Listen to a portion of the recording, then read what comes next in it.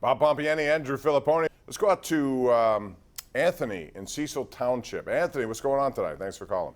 Good evening, gentlemen. I was just Hello, Anthony. watching. Good evening.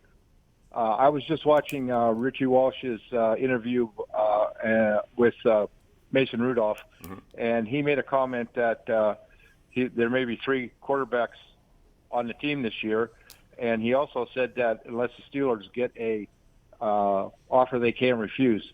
What do you think an offer is that they can't refuse? I'll hang up and listen. Okay, well, first of all, it has to be better than a 7th or 6th round pick, and I don't know if they're going to do that. I, quite frankly, like the insurance policy that there is in Mason Rudolph. It's $5 million, and then at the end of this year he leaves. You get a compensatory pick, however they use that system, because I can never figure it out.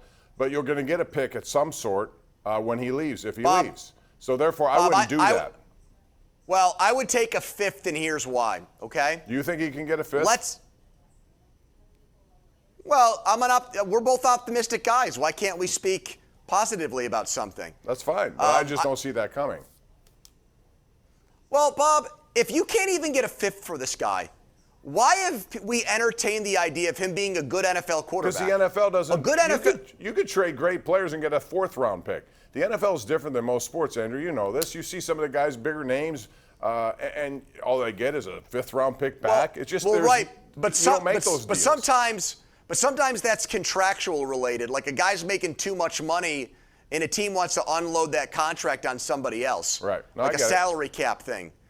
You know, if Rudolph's good, then he's worth a 5th round pick to someone.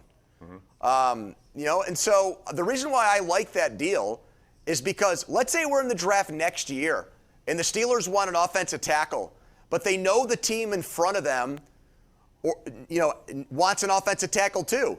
You can move up 2 spots with like a 5th round pick. You know, I look at that as a trade chip too. If you accrue mid to late round picks, there are things you can do in next year's draft or even, after the season, during the season, I don't know. But when you've got a surplus of players, I like dealing those guys for picks because you never know when you're going to need those picks to maybe make another move. That's a very good point. I just kind of like the security of having somebody in case something bad happens. And the way I've seen 17 games and all these injuries that happen, I think I'd prefer doing that. But I can see your point there. We're due for a break. We got to go. 412-575-2600. We'll be back. Take more calls right after this. Pittsburgh CW and 93.7 The Fan.